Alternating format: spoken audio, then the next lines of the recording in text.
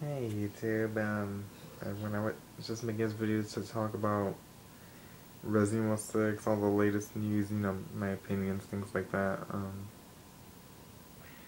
There's 4 campaigns, like, because Ada has officially been confirmed. Like, yeah, a lot of us who are fans of the game, we probably knew that, or we more than likely already knew that, Ada was going to be playable, but we were wondering if she was going to be DLC or unlockable. In this case, she's unlockable. So the good thing is, her scenario, her story will actually be single player for the most part, because there'll be the occasional crossover moments like in all the other campaigns or scenarios, stories, whatever you want to call them. Um, but yes, for the most part, it will be single player. So they're trying to mix in every single experience they can with, every type of player experience, every type of horror, dramatic horror. I mean, this is going to be another genre-defining game in the series, because Resident Evil 1 reinvented the whole survival horror genre, and then Resident Evil 4 reinvented it and made it more action-based at the same time. What 5 did different was add the co-op, and the story. That was about it.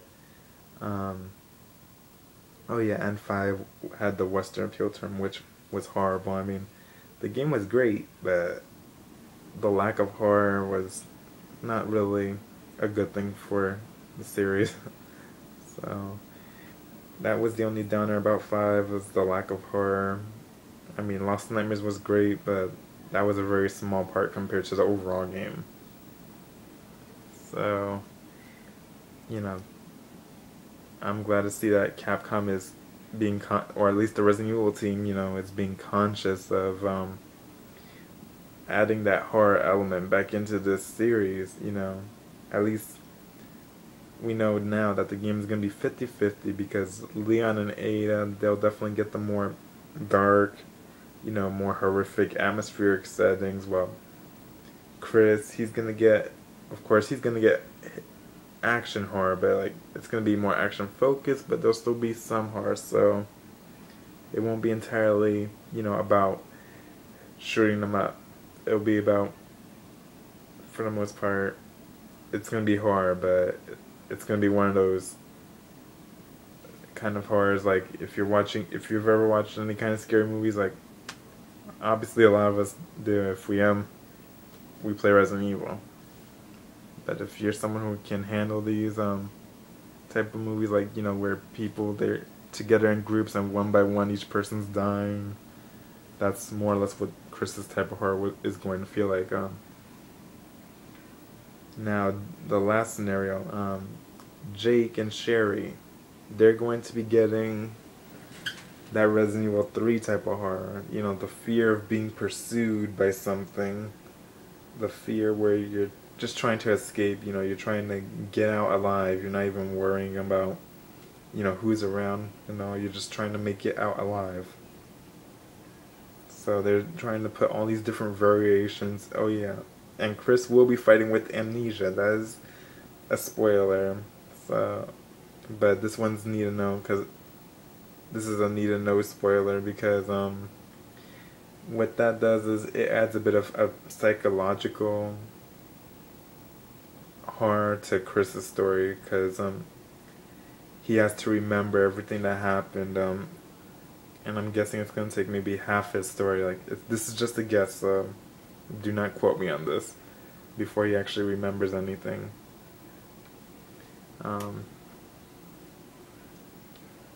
So that's, something to add to the horror aspect of even the action-based scenarios. Now back to what I was saying about Jake and Sherry. Yes, their fears about being pursued, so they're trying to just escape, make it all alive. Going to feel like Resident Evil 3 with the new nemesis monster, Ustanang.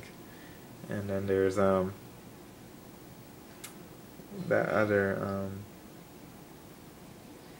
aspect of where if you play as one character or the other, you get a different perspective. So you get to see what that character is seeing. You get to see, experience it through that character's perspective and explore things that you couldn't with the other character in that scenario, for the most part. And that is for the main three, of course, because we already said that Ada will be, you know, on her own for the most part. Another thing that will be going on in this game is there's no weapon shops, so you will not be able to go shopping for weapons like in 4 and 5. You have to find everything inside, like the older games. Ammo will be scarce, so yes, you'll find ammo lying around, but you cannot just go and shoot and expect an enemy to drop ammo all the time. Like, no, that's not gonna happen this time. This is another classic element from the older games where, yeah, you kill them, they die, but there's no ammo, so you have to think conservatively, meaning like, you save your ammo. And you gotta know, basically you gotta know and think, okay, is it a good time to shoot? Is it a good time, not a good time to shoot?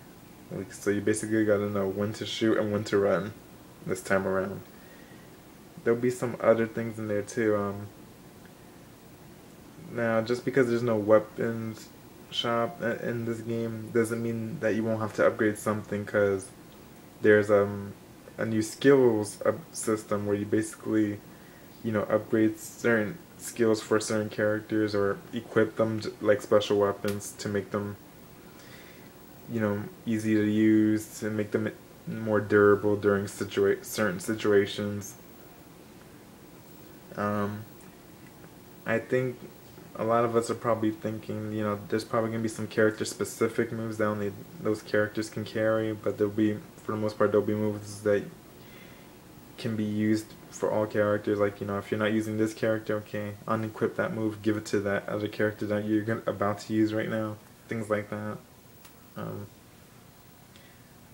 And there'll be, of course, the Agent Hunt multiplayer mode, which is interesting because it allows players to join, your story while you're playing, but this is only after you finish, each story and unlock the feature for them each.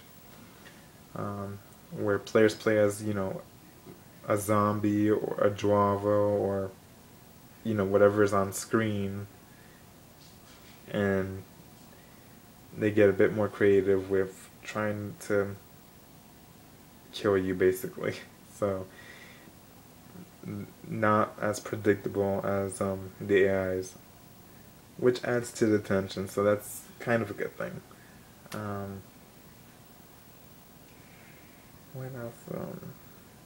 I think that's pretty much everything I wanted to say, because I don't want to give, story spoilers. I don't want to say anything about the stories, but then again, there's been so much revealed about one story or another. It's not funny, but I'm not gonna spoil the game for anyone. If you don't want to know about, what's going on in the game until you actually play it, I'm not trying to do that. So I'll leave, story details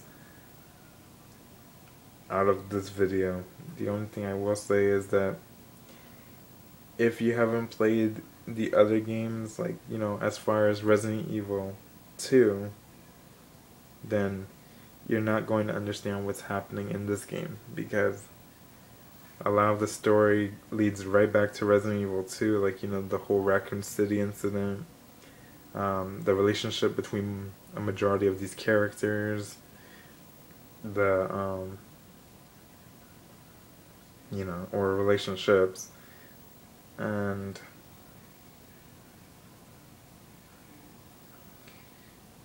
some other stuff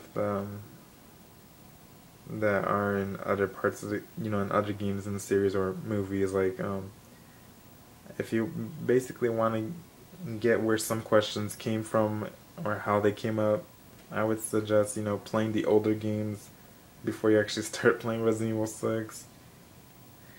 And of course, if you haven't played the older games, and if you just want a quick recap I'd say play the two Chronicles games if you have PlayStation Network.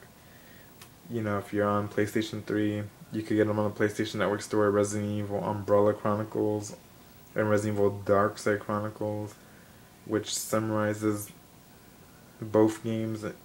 You know, they have different stories, so but they're all the stories in those games take place before Resident Evil 4, so that will get you up to speed if you played those games. If you don't really feel like playing all the individual games back to back.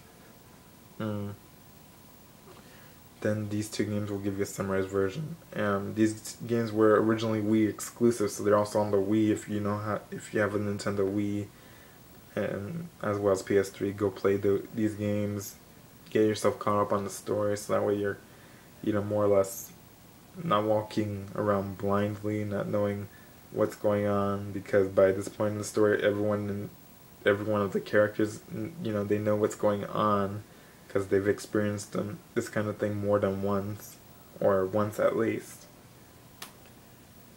So, this is not some complete random game. It's not like Left 4 Dead, like, okay, I'm playing this Left 4 Dead game and now I'm playing this one. They're not related. It's, if you don't play one without the other, you're gonna miss out on stuff. Because yes, on all the games, the general description is there was a biohazard incident in Raccoon City and the city was blown up. The end. That's the general description, but there's more in depth to the story, and to understand that, you have to actually go back and experience it. So you have to actually play it to understand what happened to some of these characters. Why are they bringing up these characters a lot in the story? Aside from the development purposes, of course, story-wise and all. But anyway, that's all I'll say, and have a nice day, yo. Hopefully I'll make another video soon. Bye. Bye.